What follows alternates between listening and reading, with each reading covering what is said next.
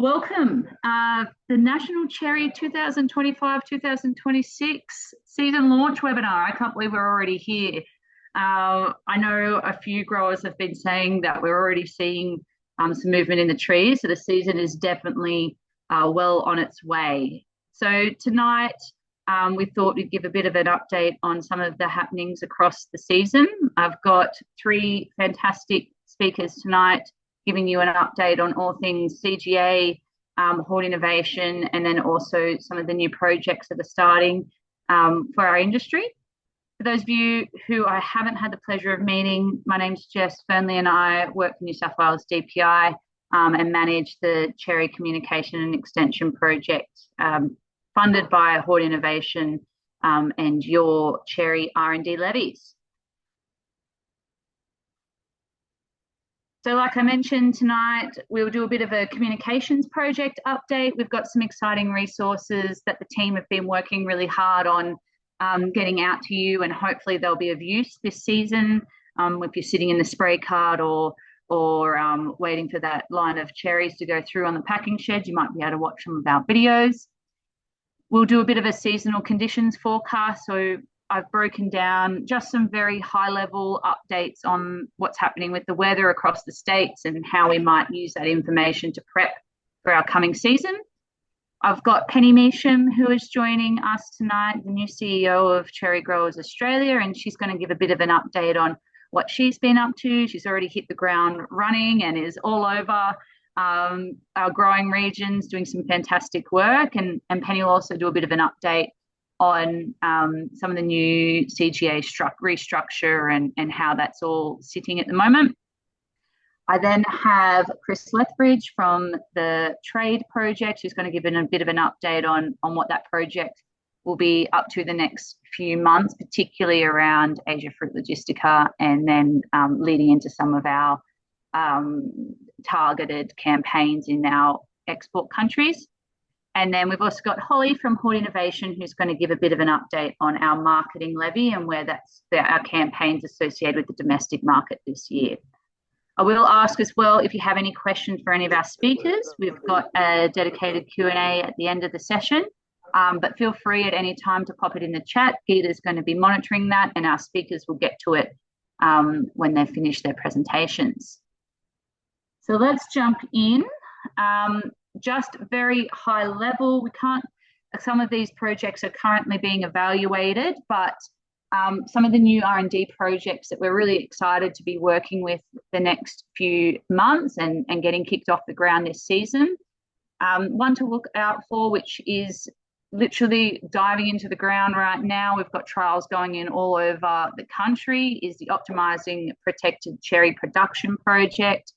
Thanks to those who joined our scoping sessions the last few weeks. We've had a couple in New South Wales and down in Vic, and hopefully some of the Tassie growers heard Nigel Swartz talk at Sam Smee's workshop the other day about this project. But it's a 3-year cherry R&D investment, understanding how to, understand the microclimate under protective covers in our different growing regions, but 2, looking at management strategies. And a lot of people have done work in this space. I mean, Penny, who's on the call now, has worked in this protected cherry space, but also Cam Stone.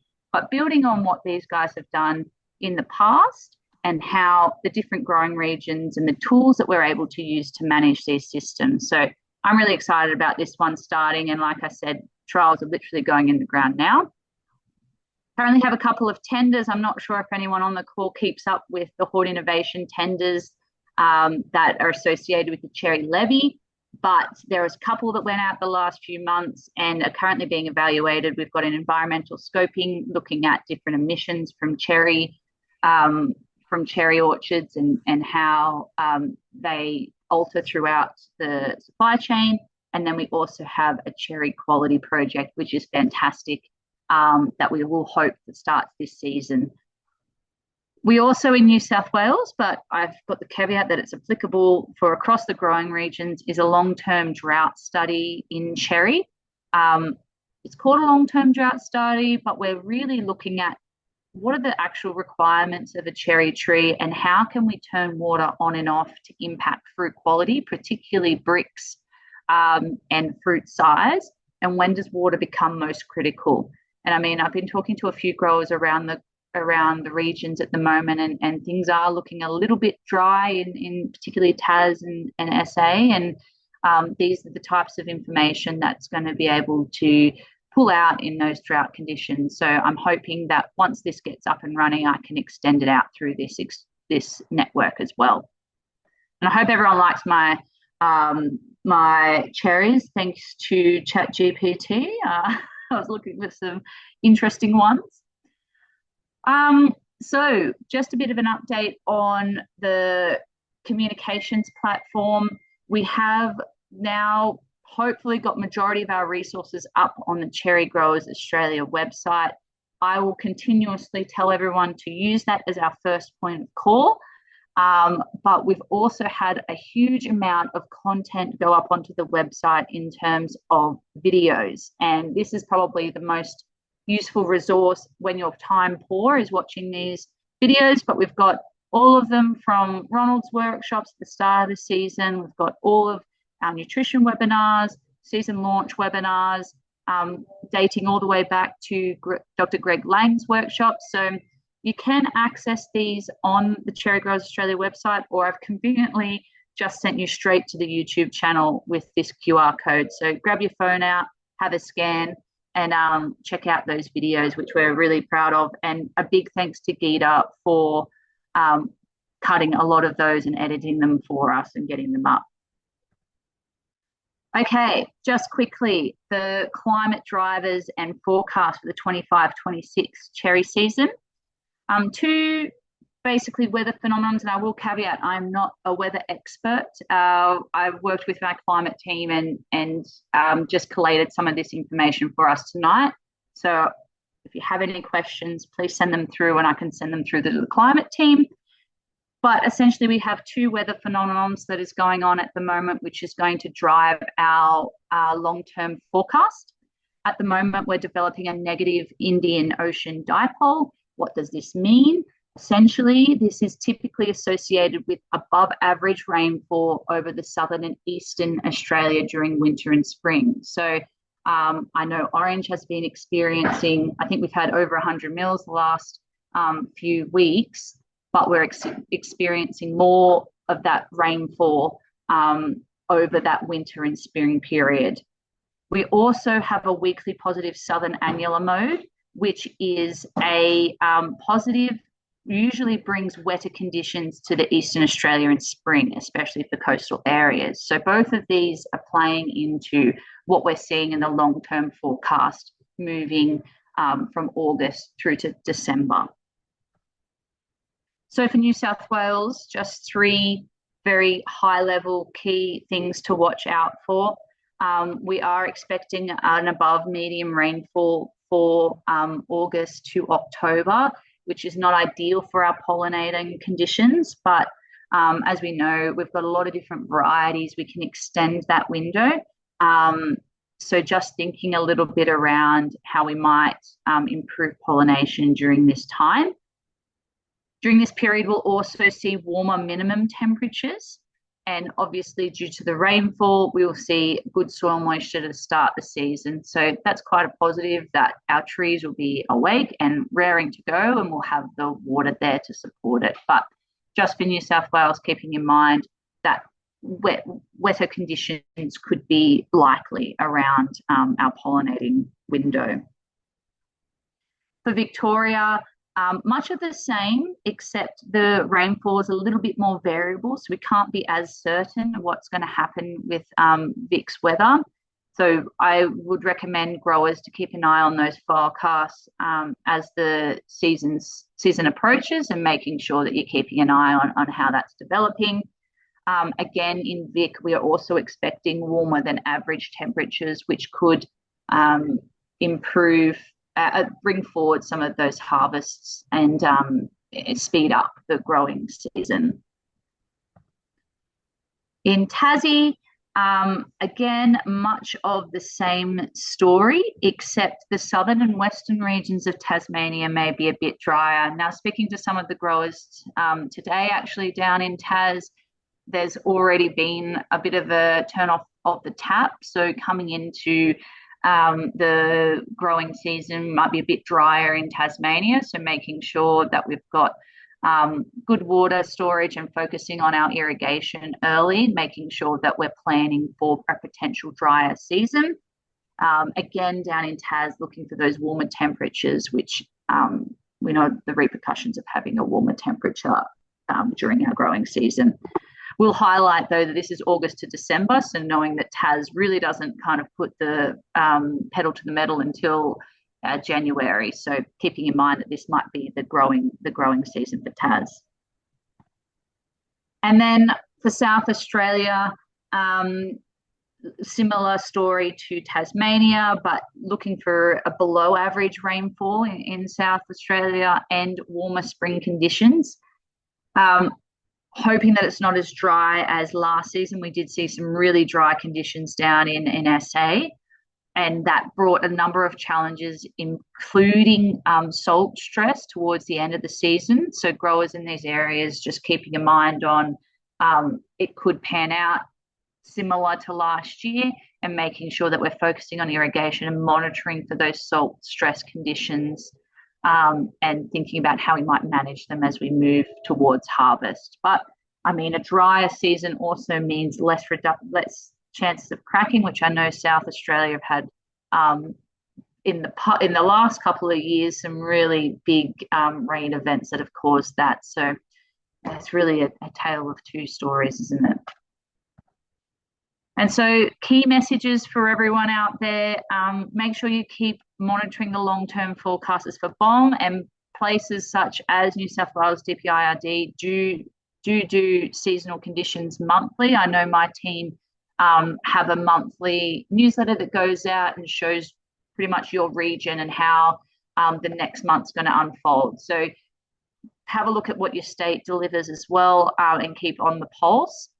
Prepare for some variable rainfall and warmer conditions across all our growing regions, and think now about how these conditions may impact your orchard, and have the discussion before you get really busy on how you might manage some of these situations as they play out.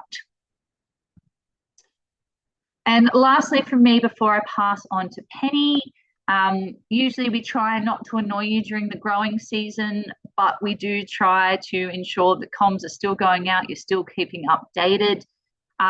We've got a couple of events coming up in the back half of the season. Really excited to get into South Australia. In October, November, we're going to combine with the Narrow Orchard Systems guys from New Zealand and do a bit of a grower barbecue and catch up there. So keep an eye out, SA guys, for the details on that one. We will hopefully be doing our end of season workshop similar to what we did this year. So make sure that you sign up for those. Keep an eye out on the newsletter. We'll get those dates in the diary quite early. And then for the emerging cherry leaders on the call, we also have our catch up in September, and then we'll also be catching up after the season in February as well. Okay, that's all from me. So I'm going to pass on to Penny. If you have any questions, please pop them in the chat and I'll reply as Penny's speaking. Thanks, Penny. Thanks, Jess. Are you seeing those slides now? Yeah, looks great. Excellent. Thank you very much. And thanks very much for the invite. It's great to be along with you tonight and update you on all things CGA. There's certainly been a lot of change in the last few months, and I will try and get through some of that fairly quickly. But firstly, a very quick introduction to me. I have looked at the participant list on the call tonight, and I do know many of you, but some of you I haven't met yet. So by way of introduction, I've had a long history in horticulture, 20 years plus now, and I started with a Cert 3 in horticulture at TAFE. I have been through the university system and done my PhD in Cherries, and Jess mentioned too some of the work that I've been involved in the past as well. And I have gone on to continue learning to better support industries over the last however many years. So I have qualifications in biosecurity and in commerce, and I'm a graduate of the Australian Institute of Company Directors as well. So I've been out in the world and come back to Cherries, and hopefully can apply all of that knowledge. And I'm really excited to see the first season for me in my role as CEO with Cherry Growers Australia. You can see that I have worked across horticulture as well, fruit production systems for the last 5 years, with DPI in Queensland and market access, and it means that I have also worked in a number of tropical, subtropical and temperate fruits. So I do bring quite a lot of experience with me. So Cherry Growers Australia in May of this year was incorporated as a company limited by guarantee. So that means that Cherry Growers Australia is now a more formal structure with a bit more oomph in it, and we have put out a membership drive since May, and our membership base is growing. We're up to nearly about 50 members, I think, which is really solid, and we've reached our membership threshold, which allows us now to move to the next step of an annual general meeting next week. So if you're a member, you will have received notification of that, and more than welcome to come along and attend. And more than welcome, Jess highlighted our website earlier. You will also find information on how to join as a member on our website as well. So we now have a really solid foundation to set priorities for the next few years for CGA. We will have 6 directors moving forward, a full-time CEO, that's me, and our trade manager, Chris, who I'm sure you've all met before and who will be talking to you shortly. And we have an interim, that should be a COO, my apologies, and a comms officer, Geeta, who is here as well. So we're really, really well set up. So Cherry Growers Australia is here to support you to create a stronger and sustainable future for our Australian cherry growers through a shared vision and commitment. And really our 4 pillars moving forward are around improving productivity and profitability, growing markets, research and development, and connection and engagement. So it's great to see so many of you here today. Under productivity and profitability, Jess, you mentioned the quality project that is out, has been out for tender, is closed and is under evaluation.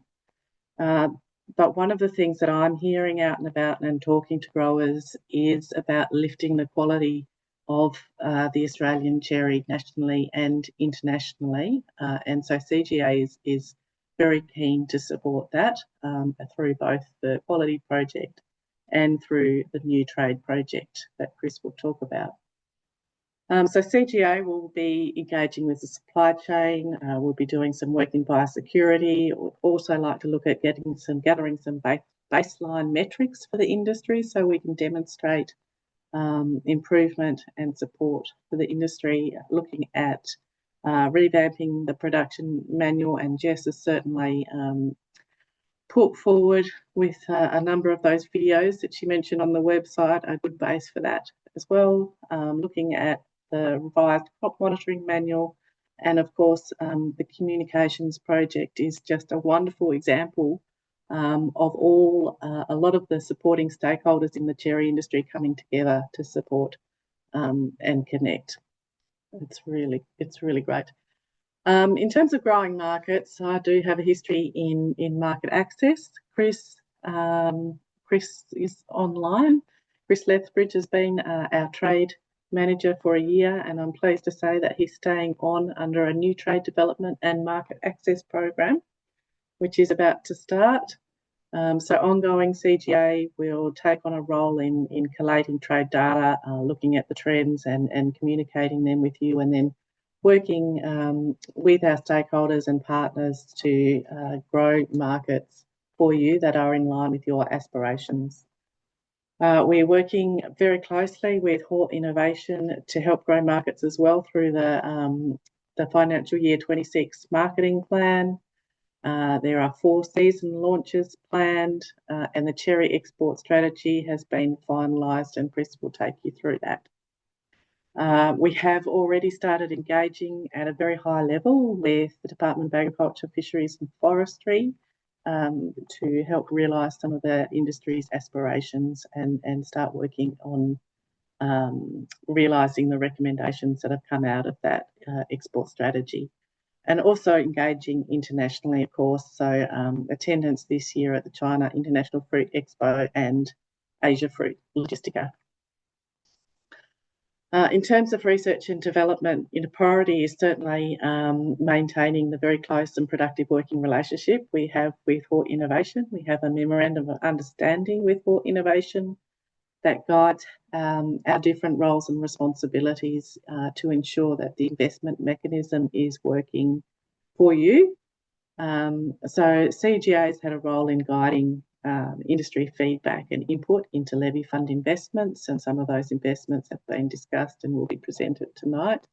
And we have reinvigorated, I guess would be the right word, subcommittees around marketing, export and trade, and research and development to help with formalising that input and feedback from industry into those investment decisions. So we've had some meetings of those, and the first research and development subcommittee meeting should be scheduled for late in September. We're also looking at providing more on-the-ground support for biosecurity, and there will be hopefully an announcement about that in the coming weeks.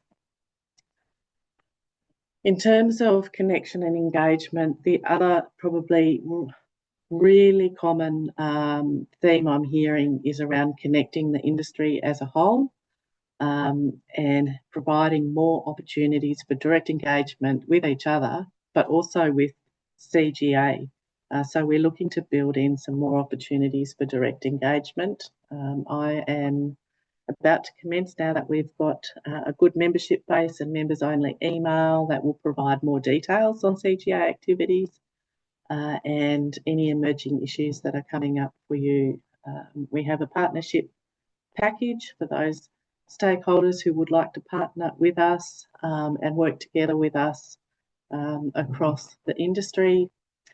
We're looking at regional workshops. We already run those for export. We're looking at doing regional workshops for biosecurity, but also potentially others as needs arise.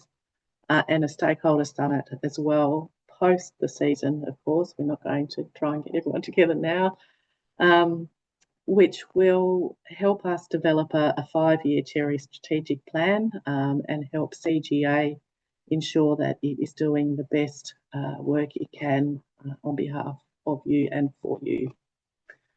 So in the last few months, we have been very busy. Since I've been aboard in May, we've had that restructure that I've talked about as a company. We've looked at our different membership structure as well. The AGM is happening next week. We have facilitated that feedback on R&D levy investments and, of course, around the marketing plan. And it's been very encouraging to see the grower feedback being taken on so well by Hort Innovation and actually demonstrated each time we meet with them the incremental small changes based on grower feedback. The trade project has been completed and we're about to start the new project. We've grown our social media presence, so we're reaching more people and through that partnership package hoping to reach even more. And you now have a full-time dedicated person representing you on national forums. So that's really it for me. Happy to take questions later, Jess. Or now, if there are any. Thanks, Penny. I can't see. Does anyone have any questions for Penny while we're going, while Chris is getting his slides organised? Not there. If not, feel free to pop anything in the chat. And thanks again, Jess. No worries. Thanks, Penny. I am so glad to have Penny on board.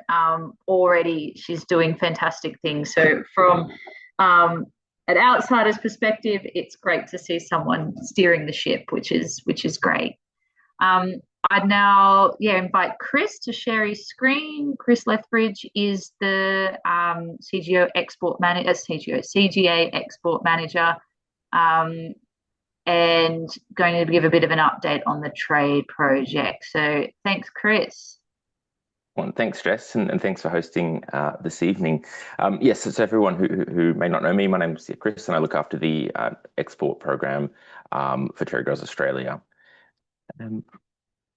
So first of all, I wanted to give everyone a bit of an update on the Australian cherry export strategy. So during the last season, Fresh Intelligence Consulting and CGA visited a host of growers in all the major exporting regions of Australia. And based on that kind of conversation, an updated cherry export strategy was developed for 2025 to 2030. And I guess, in this kind of a broader context of the cherry export strategy, which is the international trade. So let's kind of start there.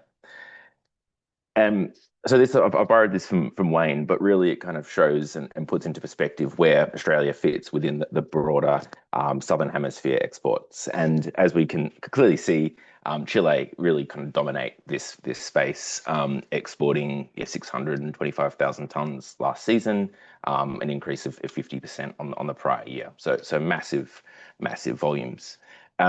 The kind of key takeaway really from this is that as an industry, we can't compete on volume. We have to compete as a high quality premium product, the best of the best. The other key kind of element to the Australian and broader kind of international trade context is that actually Australia is ideally positioned to take advantage of international cherry trade. So all of the growth essentially that's happened within the international cherry trade has happened in Asia. And Australia being ideally positioned with excellent air freight connections into the region is ideally positioned to take advantage of this trend.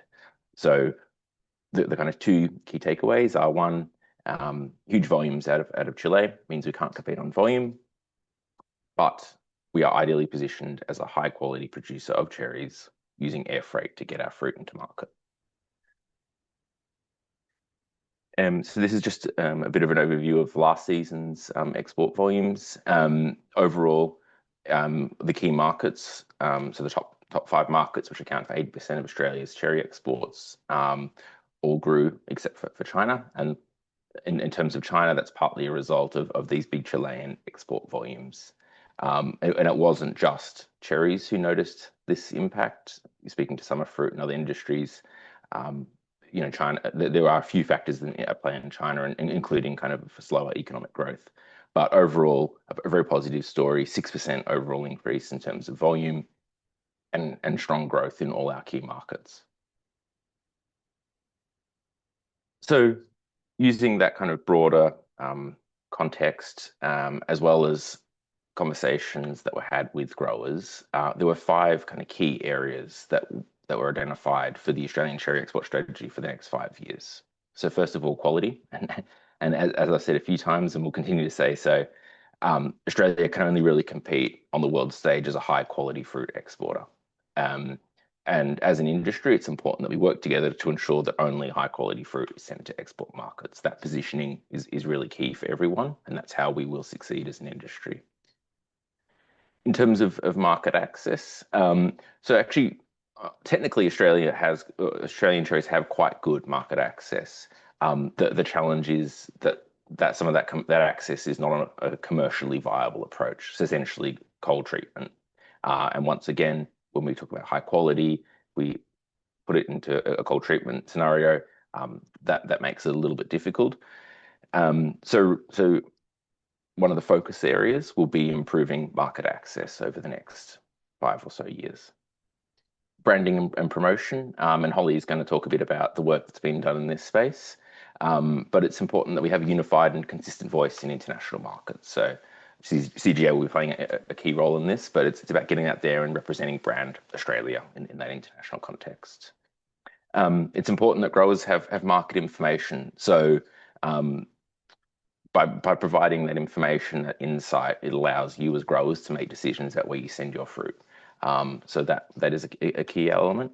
The other part of that market information and also relates to industry structure is costs. So it was very clear that costs and cost pressures are really a challenge for businesses in the cherry space. All the costs are heading in one direction, and that's generally up. So if as an industry there's anything that we can do to help relieve some of that cost pressure, that is an important focus for the export strategy. And then finally, in terms of the industry structure, the industry is made up of growers of all different sizes and scopes, and so rather than pushing growers to export, it's about supporting those who are interested in the opportunity and providing pathways for growers who are interested. Export doesn't need to be for everyone, but it's just recognizing that fact. So these are the kind of 5 key takeaways. There's a lot more detail within the actual strategy. It's a 35-page plus document, so I've just kind of given you the Cliff Notes version. But these 5 areas have then underpinned the Next Trade project, and so each of these areas has an area of focus, and that will be what we'll be working on for the next 3 or so years under the Next Trade project. Kind of bringing it right back into what we're focused on in the next couple of weeks. In fact, so next week is the China International Fruit Show, which is in Shanghai. So I'll be attending that, and we'll be joining the Austrade booth. So Austrade are coordinating a stand there. We'll also be represented alongside avocados, table grapes, apel, citrus, and I believe there's one other one that I've forgotten to mention there. But a key fruit-focused show in China, which is an important market, as I mentioned previously, expecting around 30,000 visitors as well. So the week after, Penny and I will be in Hong Kong for Asia Fruit Logistica, and it's arguably the kind of the largest and single most important fruit show in Asia for cherries. Australian cherries make a really good showing, and we're always extremely popular. So I'm really looking forward to that one. Important to note that all leads that will be collated by CGA will be distributed to growers through the Importer Inquiries database. So if you want to receive any of these inquiries that we get, please scan that QR code and fill out the form. It's very basic. It just essentially terms and conditions and some key details. But any people who are interested in importing Australian cherries, I will feed their information into this database, and that gets emailed out throughout the season. So this is that's the way that we help distribute these leads from this in-market work that we're doing. So looking a little bit further ahead, as I mentioned, next week and the first week of September is the China International Fruit Show and Asia Fruit Logistica. The Cherry Trade Development and Market Access Project that's kicked off, and it's been led by CGA in collaboration with Fruit Growers Tasmania and Fresh Intelligence Consulting. And really, as I've talked before, it's driven by those 5 priorities identified in the export strategy. As part of the in-season market work, we'll be also doing those launch events in collaboration with the marketing levy, and that'll be in Asia. And once again, if you are interested in those leads and contacts, please do sign up to the Cherry Export Opportunities form. As I say a lot, quality is very important, and we'll be linking in with the Quality Project to help amplify and take some of those lessons and learnings and put them into the international context as well. And then another key one, so during the growing season, the export season, we will be producing weekly reports that kind of tracks where the cherries are going, which markets are working well. If you're a protocol registered grower, they will automatically get sent to you. But if you don't export to protocol markets and you're not registered, please drop me an email and I'll add you to the list to make sure that you're getting those updates. And the other service that the project offers or provides to growers is an export help desk. So for mainland growers, I run that export help desk. So that's my contact details. Drop me a line, drop me an email. For Tasmania, for the pest-free area with slightly different protocols and pathways, Kate Dickinson from Fruit Growers Tas manages that one. So that's her details there. But yeah, if anyone has any questions, wants to know more about export, the opportunities therein, please give me a call, drop me an email. I'm more than happy to take you through it all. Thank you. Thanks, Chris. Does anyone have any questions, comments, concerns for Chris?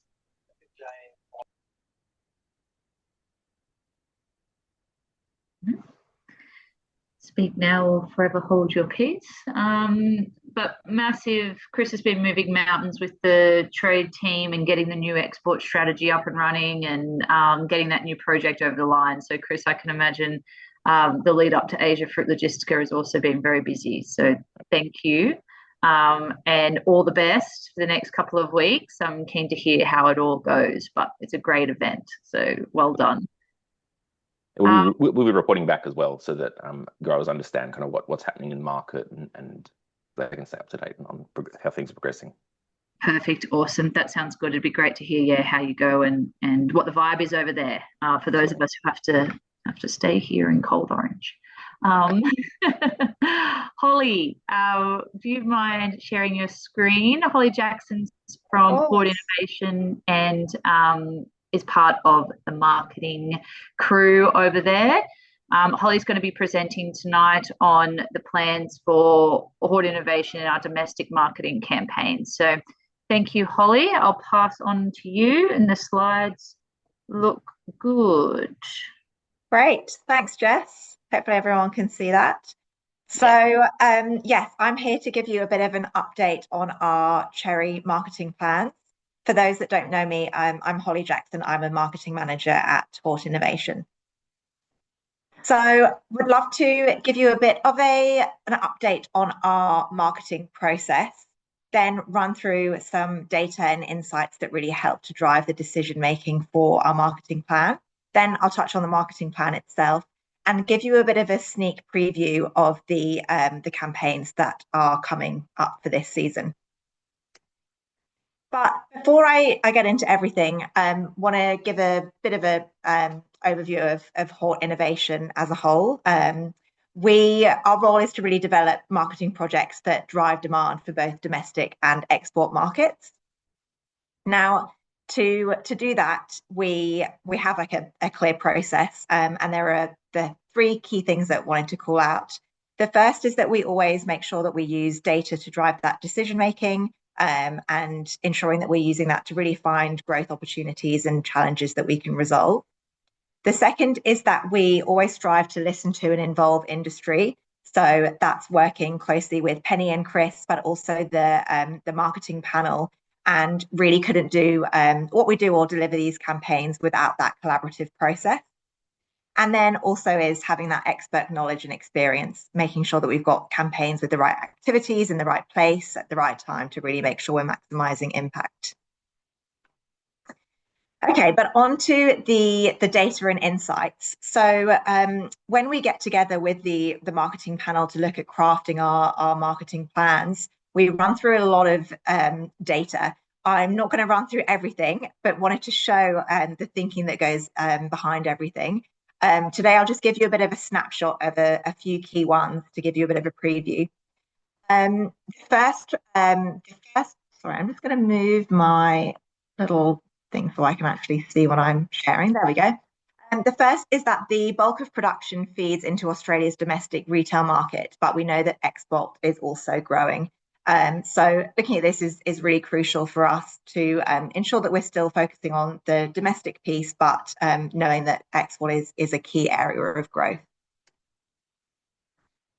And we also know that lapsed and light buyers provide a real opportunity for us. So, and this is thinking about the domestic market. So whilst 40% of households did buy cherries in the last season, there's still huge room for growth because 43% of those only bought once.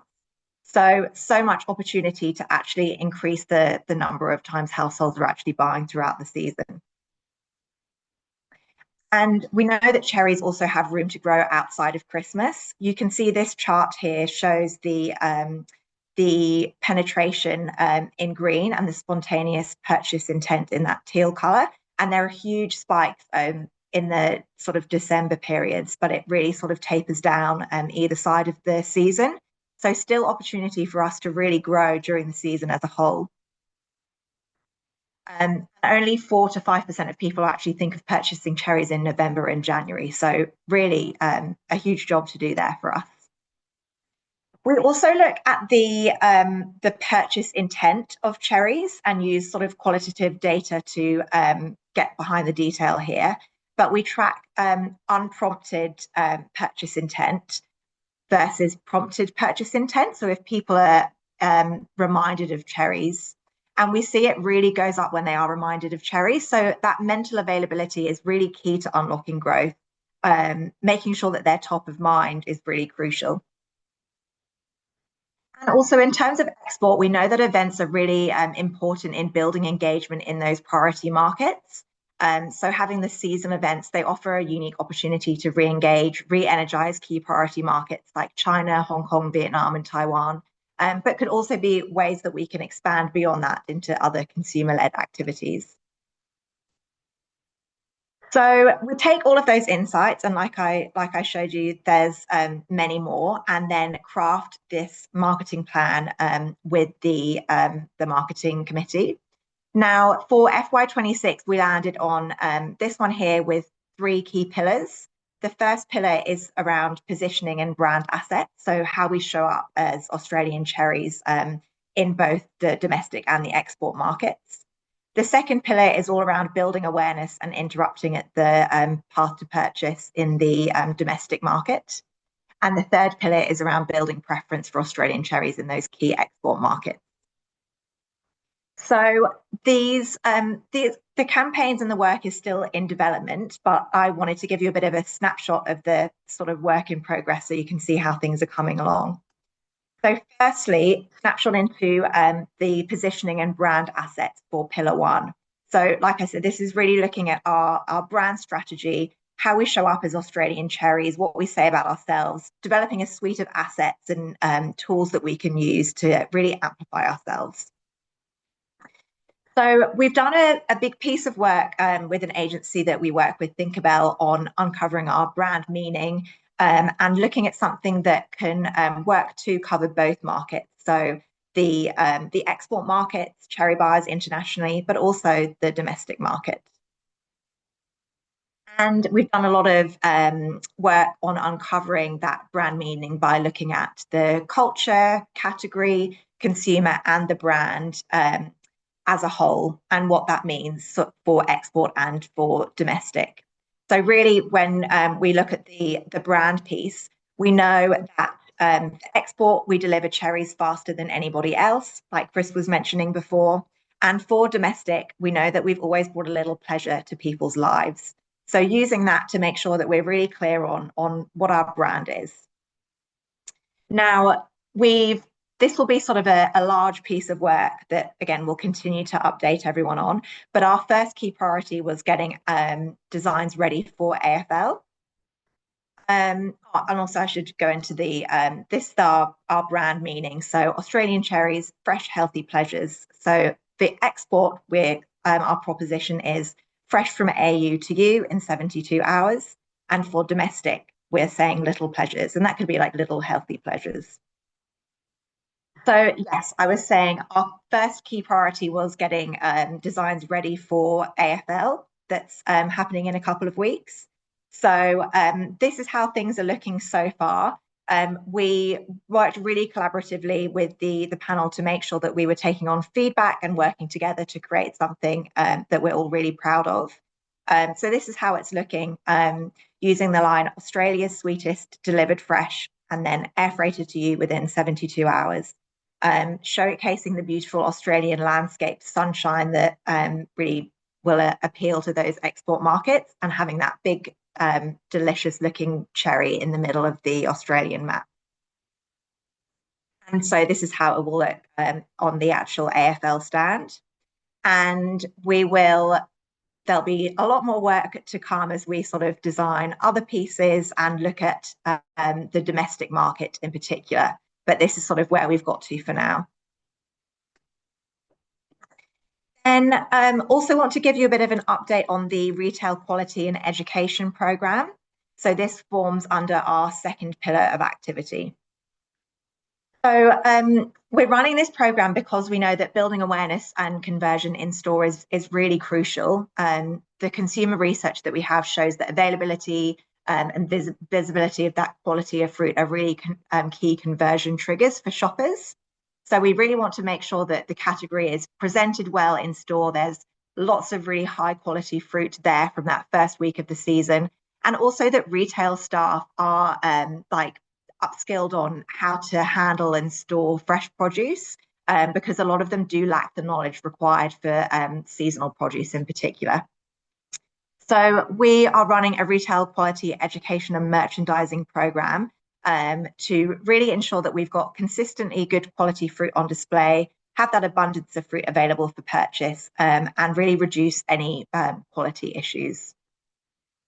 Now, we ran a similar programme in 2025, so the last season, and have lots of insights and learnings that we're taking for this next one.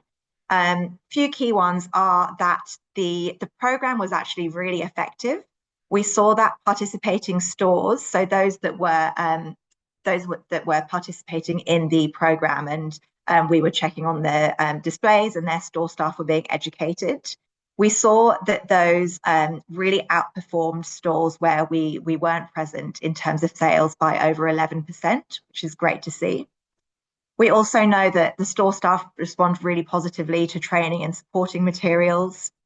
Another crucial point is that the first week is really key to establishing best practice.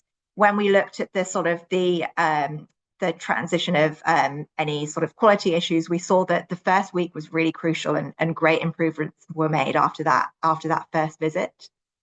And the last point is that the overall quality of cherries is really good, but there's still work to be done and headway for further improvements. So something that we think we can continue on with.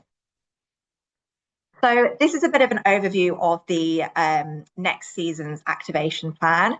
We'll be continuing with the in-store education, looking at going into up to 1,000 stores, doing that training and auditing to really make sure that the high quality fruit is on display. We'll be doing around 3 to 4 visits per store and really focusing on that first week because we know it's so crucial. A couple of changes though is that we'll focus on our, like I say, that up to 1,000 stores that we will visit in person. But we'll also send out a cherry retail quality and best practice guide to all retailers prior to the season launch, so that they all have the tools to upskill their staff on handling cherries. And we're also incorporating a cherry shopper survey into this phase. So we will do some surveys in November at the start of the season and January as it comes to an end to really understand shopper needs and consumption occasions a bit further, looking at their triggers and barriers to purchase. So that will give us a lot of detail there. So this is just starting the planning stage at the moment. Again, we'll keep you updated as it progresses. And then lastly, just a bit of a snapshot on the launch events. So we know that these season launch events really serve as a platform to celebrate the season's arrival and foster those industry connections and express appreciation for the ongoing support of those key export markets. So Chris mentioned we've got events planned for China, Hong Kong, Vietnam and Taiwan. And those will happen in sort of late November or December and then one in January. So again, early stages here, but we'll keep you updated as things progress. So thank you so much for having me. If you have questions, keen to hear them now or drop them in the chat, or feel free to send me an email if you ever want to get in touch. Thank you. Thank you, Holly. Questions for Holly. Surely someone has a question about the upcoming marketing. I also, sorry, didn't realise my video had turned off. So, Oh, that's okay. We could only see your script, your slides. oh, okay.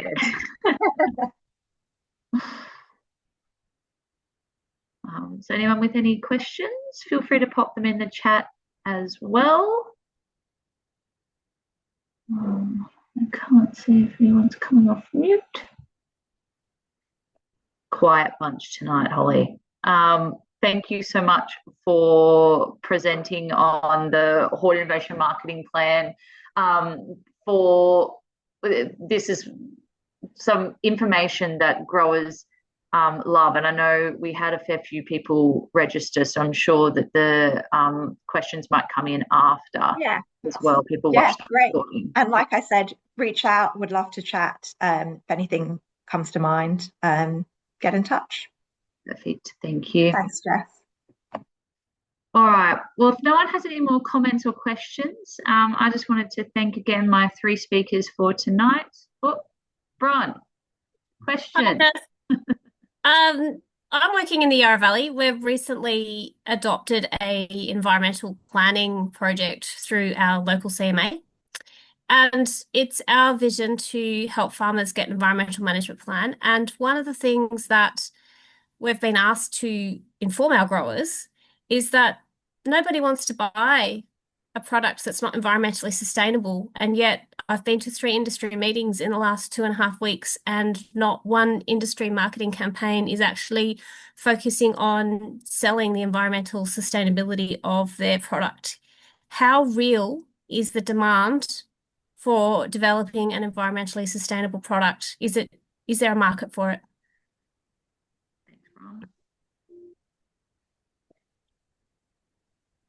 Is this a question for marketing? It's for anyone. It's for marketing. It's for industry. I'm just trying to really get a gauge on how real the market is about buying environmentally sustainable produce. I mean, I can answer in terms of marketing. I think I was explaining that we look at the key data and insights, and part of that is we look at the reasons that consumers purchase cherries, buy them, and love to eat them. And we see it's that firstly, they're just like a stunning fruit. They're very aesthetically pleasing, and just having them on the table in a beautiful bowl is like consumers love that. And they're also seen as sort of a luxury compared to other fruits, more comparable to like sort of chocolates and cheese. So an indulgence that consumers love. And we also know that health is a key priority for many consumers. So I think in terms of what we're focusing on, it's sort of those pillars. But if we see that the environmental piece is key, or that sort of work that's been doing more broadly, then can definitely consider it for marketing as well. I'm trying to argue that it's not a demand from a grower, of a grower for a consumer, but we are being told that it's going to be a demand of the consumer, and I don't sense that it's there. And from a marketing perspective, 3 industries haven't marketed that. And I wonder if we take this information back higher to say this is not a realistic environmental sustainable platform that we need to chase. Just throwing the cat amongst the pigeons here. Ron, I love it when you do that. Thank you. Is it real? I would say that what I'm hearing is there is a very real fear about increasing compliance, and certainly there are countries that are, I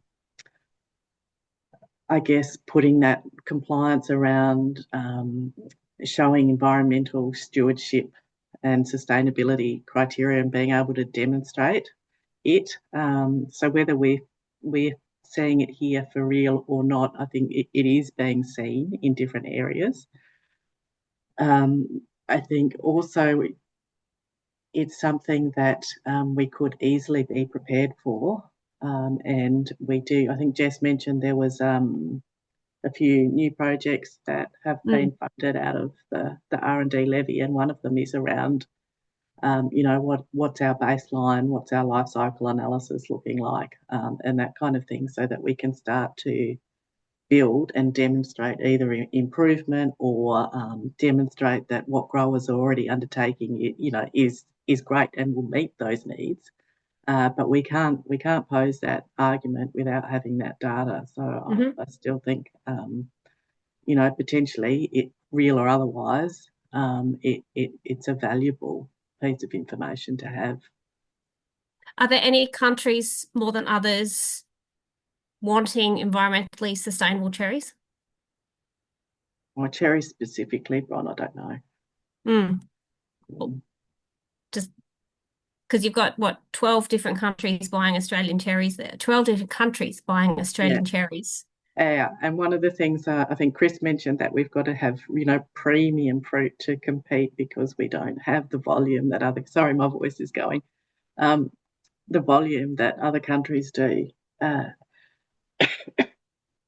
So we've got to compete on quality. So that's something we're focusing on. But part of that is amplifying the clean and green. Clean and green is not enough anymore internationally. Everyone can claim clean and green. But we have to be able to demonstrate it to create that point of difference. Cool. Thanks, Penny.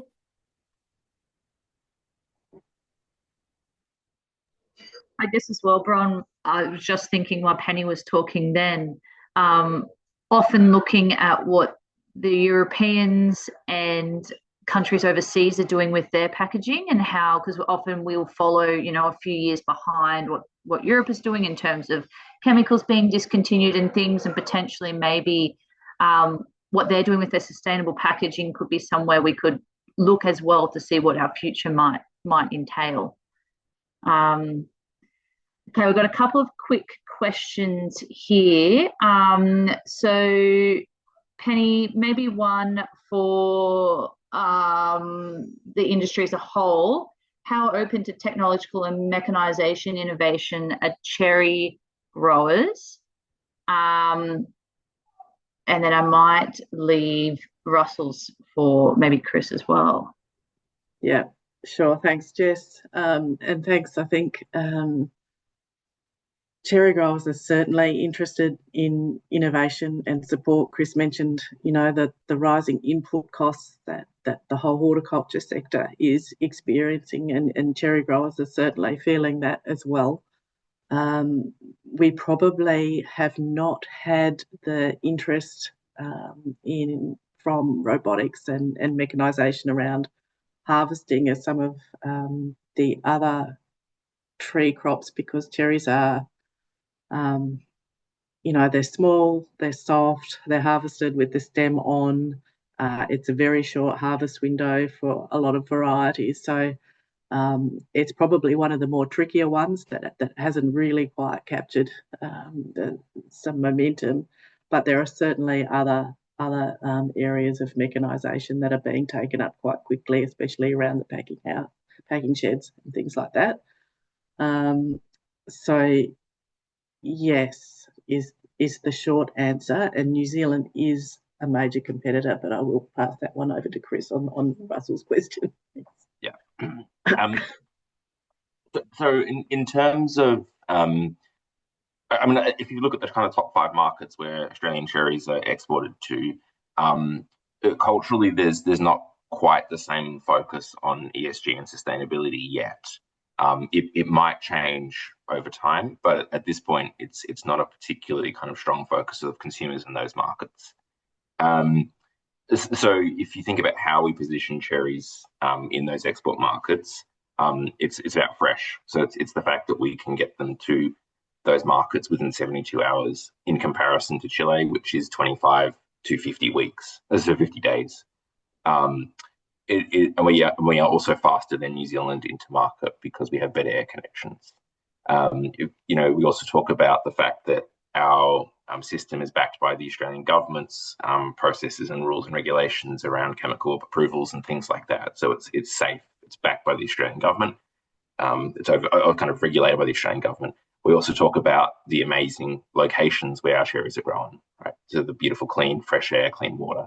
So we really try and focus on those positive elements as opposed to the ESG and sustainability, just because it doesn't have as much traction in those international markets. Thanks, Chris.